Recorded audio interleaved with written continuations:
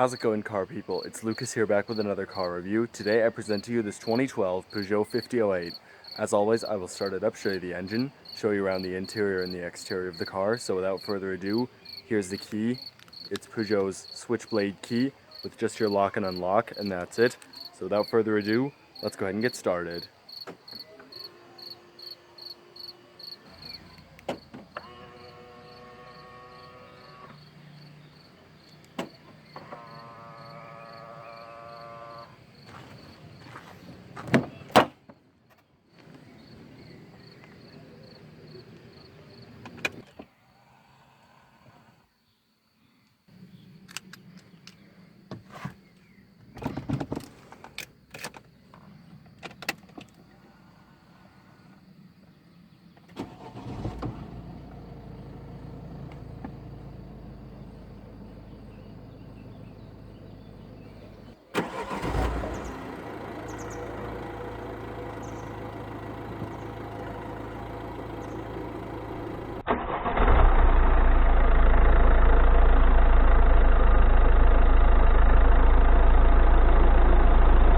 Alright, let's go ahead and cut on the headlights, fog lights, and hazards.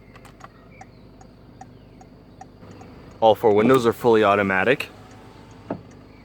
So, let's go and check out the exterior of the 5008. The Peugeot 5008 is a compact MPV by Peugeot. It was first unveiled in June 2009 with sales beginning in November that same year. It is currently in its second generation, with the first running from 2009 to 2016. The second generation came out in 2017 and is still in production today. Currently, the 5008 is available in 5 and 7 seat versions, and its engine range mimics the Peugeot 3008.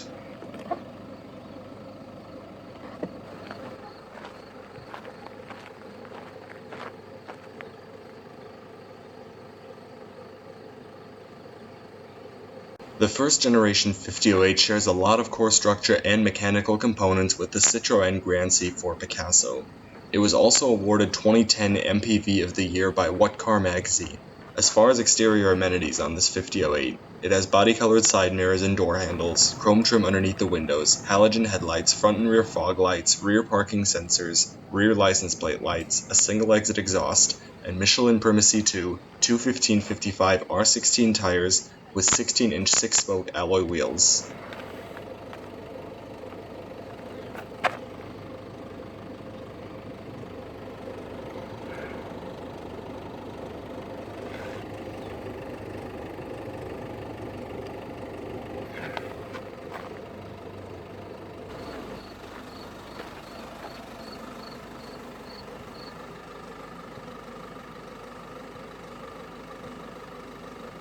As far as dimensions, length is 178.3 inches, width is 72.2 inches, height is 64.6 inches, with a 107.7 inch wheelbase.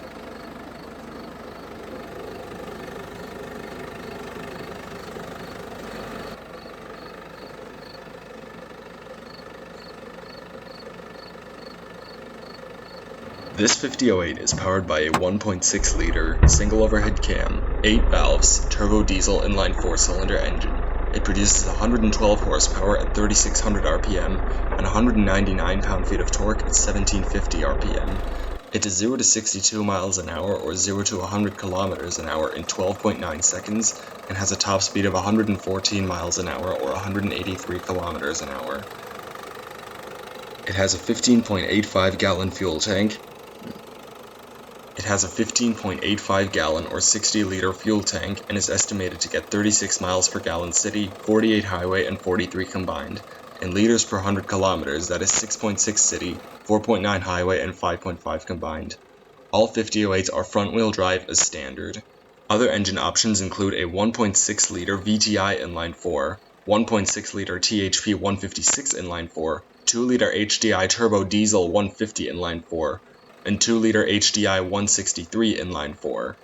There is also a 1.2-liter PureTech Inline 3 available, but it was only on the 2014 to 16 model years. The 1.6 HDI 110 is only available with a 6-speed manual or a 6-speed semi-automatic. This one has the 6-speed manual. To shift into reverse, pull the tab under the shifter and push it all the way to the left and up. Upon putting it into reverse, the rear parking sensors automatically turn on.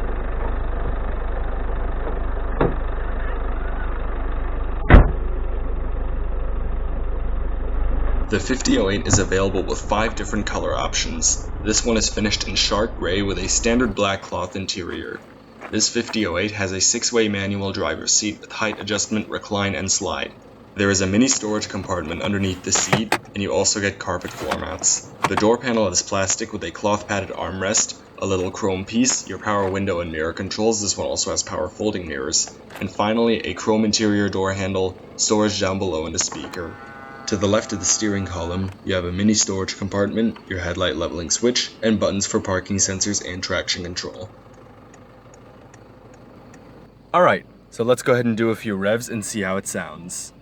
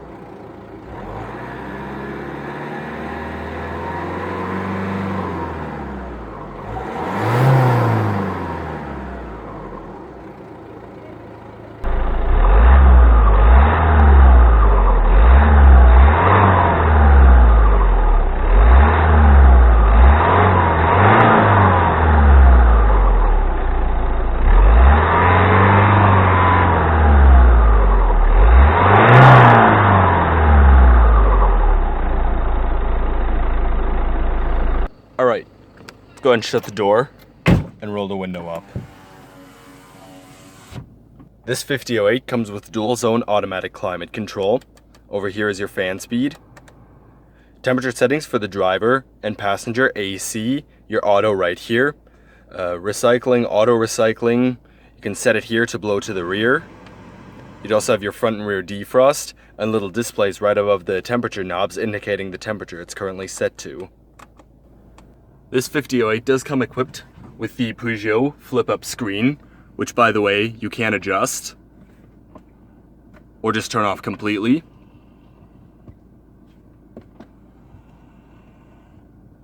We'll get to the controls for it in a second, but right underneath it you do have 2 air vents, your hazards, your power locks, mini storage compartment, a bigger storage compartment right over here, and then here are all your radio and screen controls. You have a CD player right here. This one does also have Bluetooth streaming audio, your eject button for the CD player, power button for the radio, volume buttons.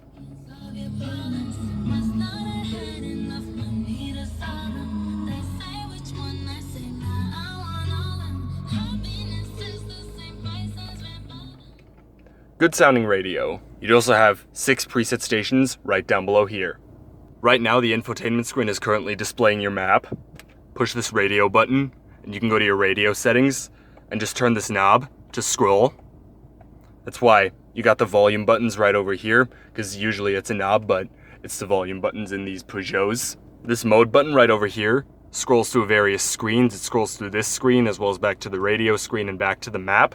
This button here at the end of the wiper stalk controls what info you can see on that screen. Right now it's currently displaying range as well as instantaneous fuel consumption and speed, and then to trip 1 and 2 it'll show you the distance you've gone so far on that trip and the average fuel consumption and speed. This music button right here will scroll you through the songs listened to. Over here is your nav. You can set a new destination, all those typical nav settings. You can get traffic updates right over here. View various messages. There's a back button right over here next to the traffic button. It's the ESC. Settings. Of course, you got your typical vehicle settings. And over here, a phone, And then the phone button just pretty much leads you to your phone settings. So it's pretty simple. You have an SD card slot underneath all of that, as well as seat track buttons. You have an electronic parking brake. Right now it's engaged. To disengage it, put your foot on the brake and pull it back. And to engage it, just pull it back again. 12-volt power outlet. Storage compartment right over here with aux. Mini cup holder. Glove box. You get a 3-spoke design, leather-wrapped steering wheel with mini sport grips at 10 and 2 and stitching on the inside. Loud horn. Headlight and turn signal stock, cruise control, wiper stock, and audio controls. The steering wheel is also manually tilting and telescoping. Gauge cluster, tachometer, engine temperature gauge, fuel gauge, speedometer, display with your cruise info, the speed it's set to, trip meter, odometer. This one has 195,000 kilometers. Panel dim over here on the left, and then over here, you can view when the vehicle next needs to be serviced. Sun visor with vanity mirror. Auto dimming rearview mirror, and another rearview mirror to keep track of the rear passengers, seatbelt lights, as well as the front interior lights. All right. So let's go ahead and shut it down. And we'll check out the back seat.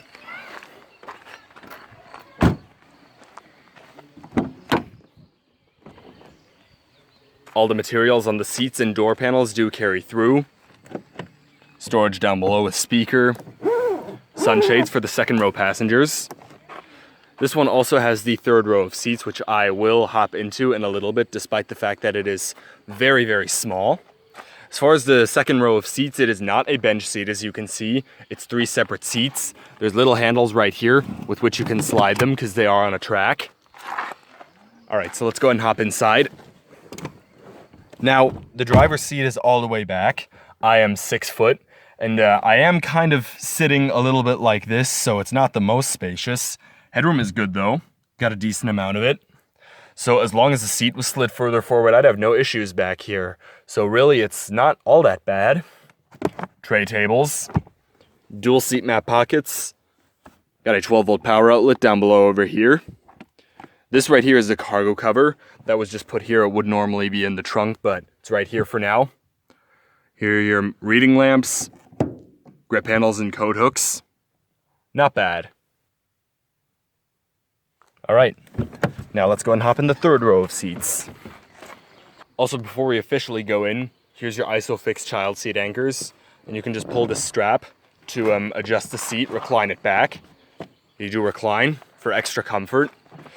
Pull this handle right here to gain access to the third row of seats. As you can see, the seat flips up, and you can just move it forward like that. All right, now for the fun part, let's get in. Getting in is not all that hard, but it becomes really tight once this comes back. Okay, now the seat is not all the way back, but if I were to move over here, you can see it's relatively cramped back here, and since the third row of seats do sit higher, headroom, I've got almost none of it back here. So really, this third row of seats should be reserved for kids, you know. You do have cup holders back here, mini storage areas, cloth padded armrests, sunshades for the third row passengers as well as a 12-volt power outlet and some illumination. Also have some lights up here. All right, and that's it for the third row of seats. Let's get out now, and we'll check out trunk space.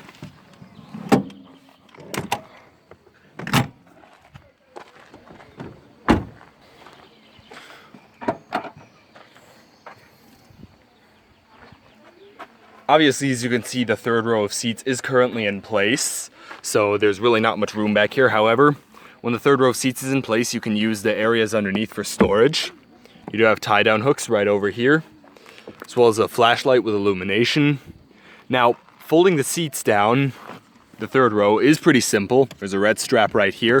Just pull that, and the seat will go right in its housing. Of course, you do have to make sure the headrests are down, and then you can just do that, and boom.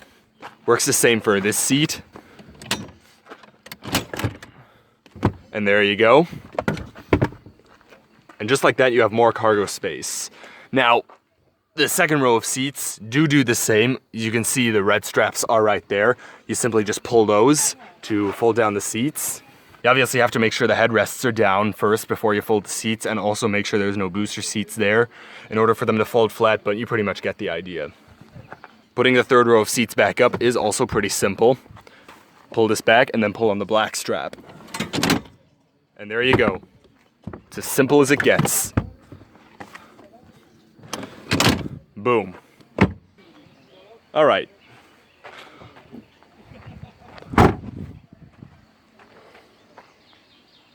So all of that is going to conclude the review on the 2012 Peugeot 5008. I hope you enjoyed this video. If you did, please leave a like or a comment. Subscribe today if you haven't.